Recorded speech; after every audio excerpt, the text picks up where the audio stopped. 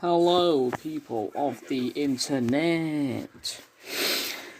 Today's video, I am going to be going through some actions and things that I have seen a lot of beginner players doing in this game that is hindering their progress and ruining their accounts as they start the game off.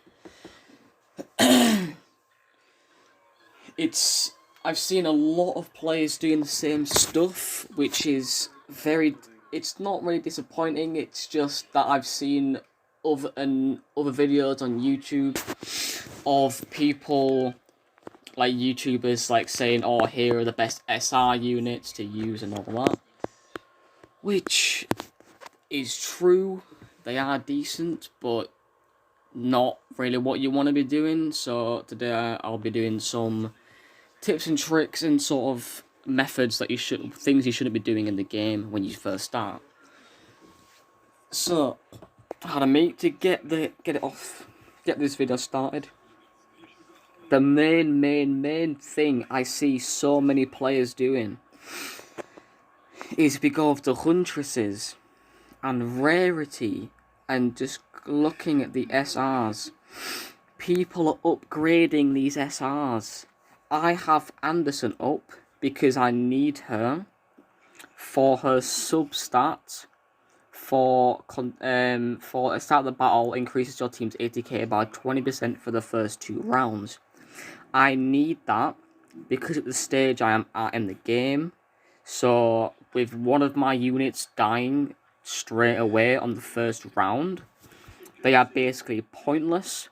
So I can have Anderson in my team to replace them, to buff everyone else on my team for the first 2 rounds. So don't come at me saying, oh, but you've upgraded one of yours and all that. You shouldn't be upgrading them. The only thing you want to be doing for SRs is getting their star up to 5-star. That is the only thing you want to be doing for SR units. Because with this, if you say in stock, it says 0.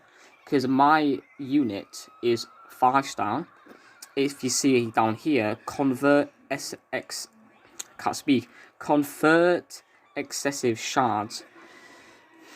And basically what that means is, if we go over to here, we'll do a friendship summon because I can. So we'll pull a random unit. So we got an R. Okay, I'll wait. I'll try and get an SR for you guys. Another R. Well, it works with R's. There you go, SR. So, when you have these units upped, as you see, my blues, my R's are up to 5-star 2, but not one of them is leveled up. This is because here, if you look next to my lineup button, it says conversion. Since all of my R's and SR's are at max, I have that button to convert straight away. But basically, once you have an SR unit maxed out, if I can find this unit, Saratobi Sasuke, if we go over to upgrade and we go over to star, I already have her 5-star, so I have a copy of her. But since she's maxed out, I can't use it. So if I click on conversion and use the max, I get SR shards. Now, with these SR shards, if you go over to your bag, go over to the shards bag, you will see I have SR shards and SSR shards. Now, how to get the SSR shards, you want to get your R units maxed up to 5-star, and then you will convert their shards into SRs, and for SRs they will convert into SSR shards. If you have an SSR maxed out and you pull them again, you can convert their shards into Splendid of Memory, which you spend in the Splendid of Memory shop. I have 800 because I have Hu Tao and I got her again via the Engraving dungeon. So I strongly recommend you do not upgrade SR unit. The max I will say is level 5, just for early game when you have when you don't have a full team of SSRs, and you just need to fill in that last slot to get the buff. Like say in mine, I have the buff here of having 4 of the same elemental units. So say if I have a full team of SSRs, but I have no more SSRs to fill in that spot, I will put in a SR to fill in that unit to get in my buff. Now, the next thing that I would recommend you do not do as a beginner player is pull these units. Now, you can pull them, but as you see here, it says 0 out of 80. Make 80 pulls to claim SSR unit Hannibal, or Zenji, or whoever is on the banner. What this means is, if you do 80 pulls, you can pull 1 copy of her and claim it there once you have done the 80 pulls. It does not reset, it goes up to 80 and exceeds, but every 80 pulls you cannot get her after that. You can only get her once with the first 80 pulls for free.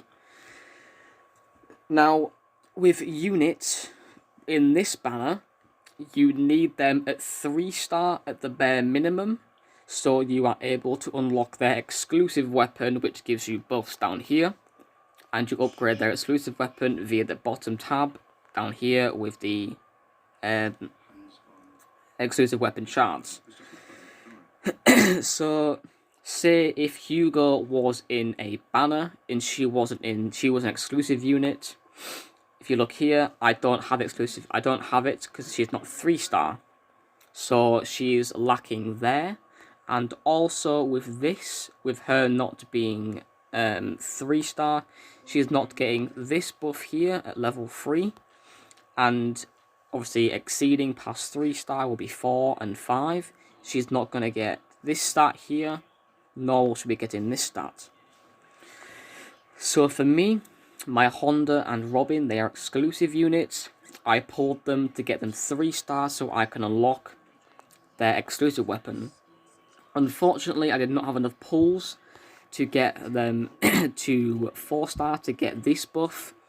But I managed to get their 3-star buff, which here, as you can see, for Honda, the final blow deals an additional 500% of defense and damage to every target hit, which is very helpful for her.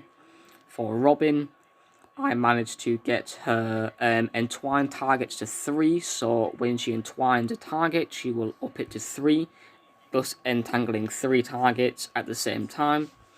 Unfortunately, I couldn't get a 4-star to have her chance of entwining to 100, but I managed to get it to 75%, which is very good. So what I recommend you do with these pulls is, if you need the unit, then pull for them, but only if you can get them to 1-star. That is the only thing I will say for a beginner player, is get them to 1-star as a new unit in the banner. So if you can do 80 pulls, then pull for them, get them 1-star, and then save for their reroll to get them more times. Currently, as you can see, I have 20 pulls and I've got 15,000 gems. You're probably like, oh, Potter, why aren't you pulling for Hannibal or Zenji? So they're a great unit. I am saving for a new and upcoming unit. That's being, go over to here, into wind. I am saving my, oh, wrong unit. I'm saving my gems for Takanaka, because she is going to help me out a lot. If I save it for her now, I will be able to use my gems in the Fortune Cat event, which I will do a video on when it gets released to help you guys learn what it is. And I should be able to get a 4-star, which will inevitably mean that I am able to get her. You see this stat here, I can get this, which will make her a lot stronger with my team. Now, the next thing I strongly recommend you guys do not do is spend your gems in this shop unless you are buying the 1 scroll for this and the 1 Lucky Gacha coin. You may be wondering what the Lucky Gacha coin is. I will leave a link in the description to Dadbod's gaming video, because he explains what the Lucky Gacha game entitles and what it can do for your units. Next on the list, I recommend you save all of your gems. If you're not saving your gems, you will be lacking towards the end of the game. If you go here, say you're VIP 2, you are able to unlock this and get 50 gems, or spend 50 gems to get an extra 2 hours worth of idle loot. If you're a free-to-play player who is VIP 2, which is very possible via the quests in here, see level up, you get VIP XP. So as a free-to-play player, you will get to be a VIP 2, thus allowing you to unlock this. Spend 50 gems to get the 2 hours.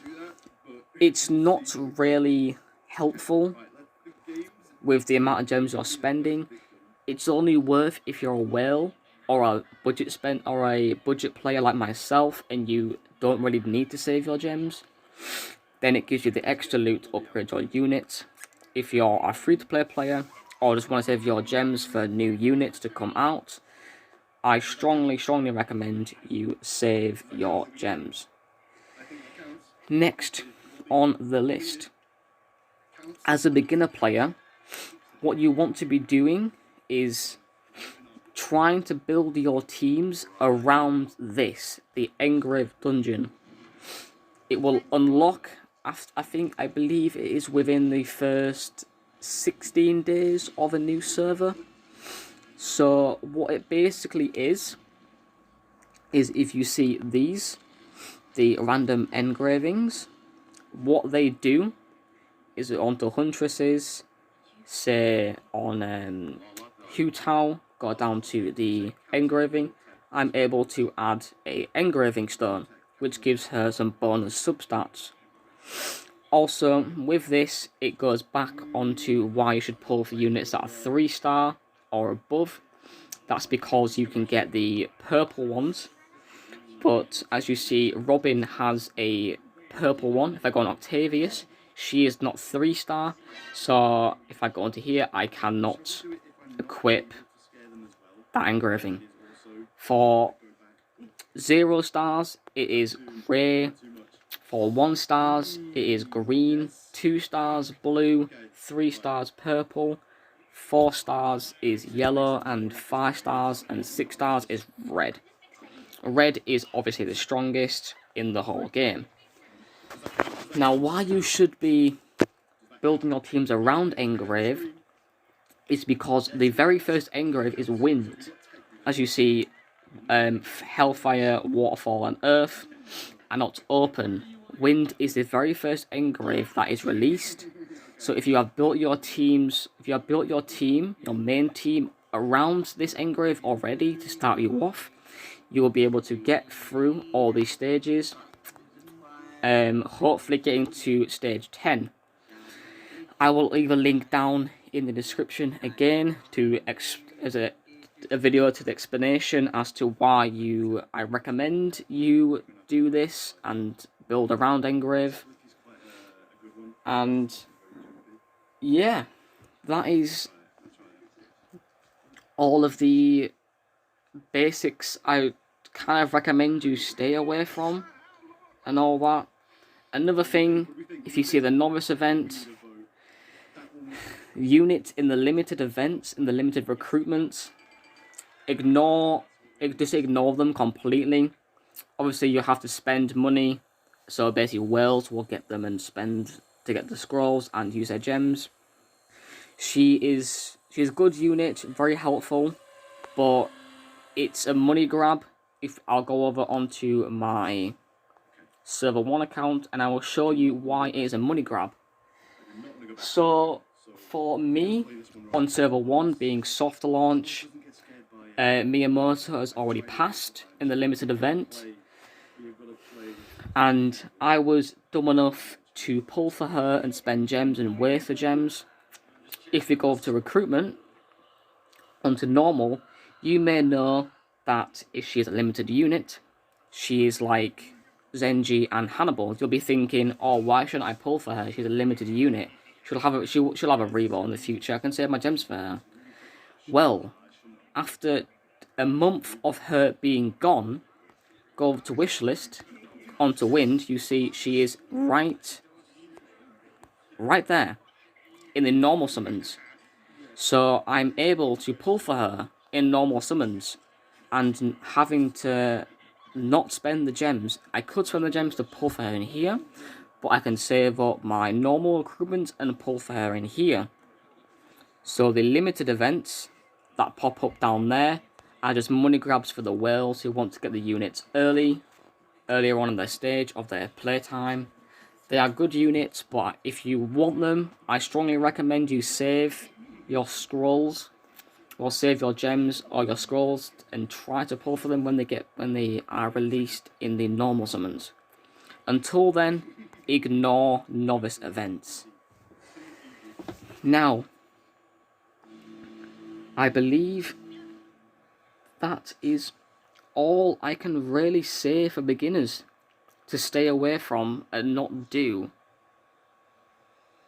I can't really think of anything else for you guys to stay away from. If I think of anything else for you guys to stay away from and not do, I will make an updated version of this video.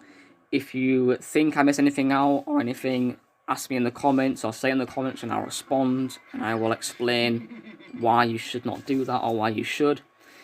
If you have any questions about why, if you want me to explain further as to why you shouldn't be doing some of these things or why you should be doing some of these things, ask me in the comments and I will answer you straight away.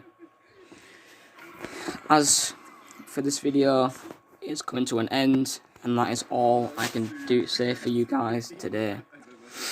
And I hope to see you guys in the next one. See you later.